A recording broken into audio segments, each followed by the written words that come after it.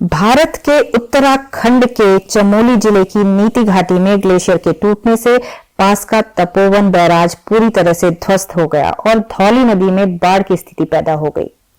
NTPC के Rishi Ganga hydro power project को बहुत नुकसान पहुंचा। ग्लेशियर टूटने से सैलाब इतनी रफ्तार से आया कि उसने हाइड्रो पावर प्रोजेक्ट के बांध को ही तोड़ दिया।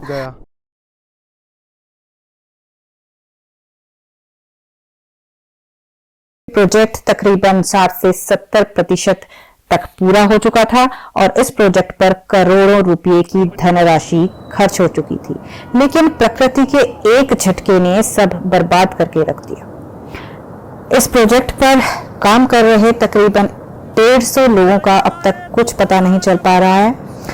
जो कुछ एक लोग उस वक्त उस स्थान से भागने में सक्षम रहे और खुद को इस कहर से बचा पाए, उनका कहना है कि जब ये कहर बरपा तब उनको लगा जैसे धूल मिट्टी से भरी हुई एक जबरदस्त आंधी उनकी तरफ बढ़ रही है।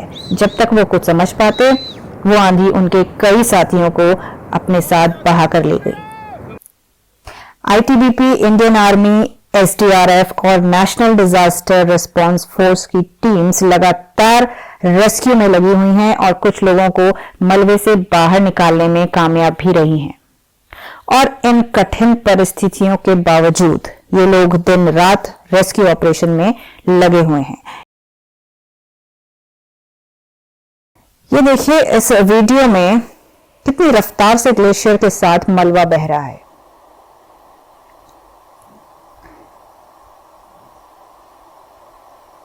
आप देख सकते हैं कि ओरिजिनली जो नदी वहां बह रही थी उसका पानी एकदम साफ हरा नीला दिख रहा है और मलबा आते ही इसने एक भयानक रूप ले लिया।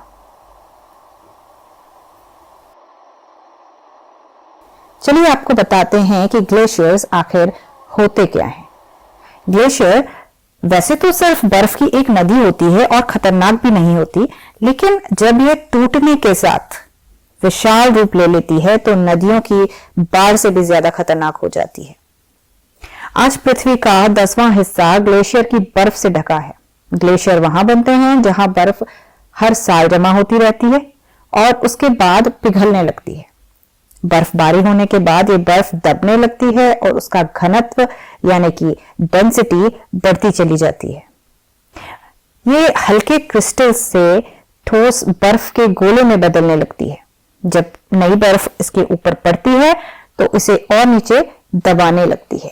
इस दबाव से बर्फ ज्यादा टेम्परेचर के बिना भी पिघलने लगती है और अपने ही वजन से बहने लगती है और फिर ये एक ग्लेशियर का रूप लेकर घाटियों की ओर बहने लगती है।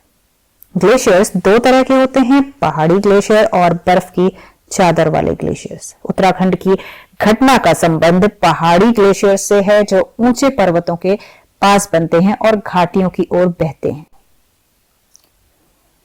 वैसे तो ग्लेशियर घाटी की ओर धीरे धीरे बहते हैं, लेकिन कुछ ग्लेशियर्स में पूरी की पूरी बर्फ पहले एकदम से नहीं बहती बल्कि हिमस्खलन यानी कि एवलांश का रूप ले लेती है, जिसमें बहुत ही अधिक मात्रा में बर्फ घाटी में गिरने लगती है, जैसे कि चमोली की नीति घाटी में हुआ। यह विशाल मात्रा की बर्फ एक साथ बहते हुए अपने आसपास की सभी चीजों को ढक लेती है और एक बड़े पत्थर की तरह अपने सामने आने वाली हर चीज को कुचल देती है। उसके सामने जंगल पहाड़ कुछ भी नहीं होते। नीति घाटी में भी नदी के किनारे की कुछ पहाड़ियों और पेड़ पौधों का नामो निशान इस ग्लेशियर के टूटने से आई बाढ़ के कारण मिट चुका है। टिहरी डैम ने एक बार फिर बड़ी त्रासदी को और भयानक होने की स्थिति से उत्तराखंड को बचाया है। ये एक बहुत बड़ा सच है। टिहरी बांध से रोजाना 250 क्यूमेक्स पानी छोड़ा जाता है, जिसे हरिद्वार पहुंचने में 10 से 12 घंटे लगते हैं। ऐसे में अगर चमोली में ग्लेशियर फटने के बाद टिहरी बांध से पानी छोड़ा जाता तो ऋषिकेश, हरिद्वार सहित अन्य मैदानी इलाकों का मंजर भयावह हो सकता था। टिहरी बांध ने वर्ष 2013 में केदारनाथ आपदा के दौरान पानी रोककर मैदानी क्षेत्र में एक बड़ी तबाही को आने से रोका था। वहीं अब चमोली में ग्लेशियर टूटने के बाद एक बार टिहरी बांध ने भारी तबाही को रोकने में बड़ी भूमिका निभाई है। चमोली की घटना की जानकारी होते ही THDC इंडिया लिमिटेड प्रबंधन ने परियोजना का उत्पादन रोकने के साथ बांध से छोड़े जाने वाले पानी को भी रोक कर रखा, नहीं तो ग्लेशियर का फटना और भी ज्यादा खतरनाक हो सकता था। IIT इंदौर के एक असिस्टेंट प्रोफेसर ने बताया कि सैटेलाइट और गूगल मैप्स में इस क्षेत्र के पास कोई हिमनद झील नहीं दिखाई दे रही है और संभावना है कि ग्लेशियर के अंदर वाटर पॉकेट या झील हो सकती है जो जल प्रलय का कारण बनी। उन्होंने कहा कि इसमें कोई संदेह नहीं है कि ग्लोबल वार्मिंग के कारण क्षेत्र में गर्मी पैदा हुई है। जलवायु परिवर्तन से प्रेरित अनियमित मौसम के पैटर्न जैसे कि बर्फबारी और बारिश में वृद्धि और गर्म सर्दियों के कारण बहुत अधिक बर्फ पिघलने के संकेत मिले हैं।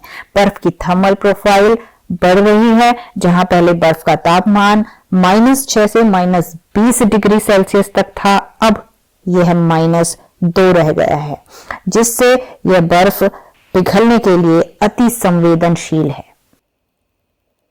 बार बार इस तरह से कहर बरपा के प्रकृति मनुष्य को शायद अलर्ट करना चाहती है। इसलिए हमको और दुनिया के सभी लोगों को डिफॉरेस्टेशन और ग्लोबल वार्मिंग जैसे पहलुओं को ध्यान में रखकर अपनी लाइफस्टाइल में चेंजेस करने की जरूरत है। आपकी इस विषय में क्या राय है? कमेंट सेक्शन में कमेंट करके जरूर बताइएगा।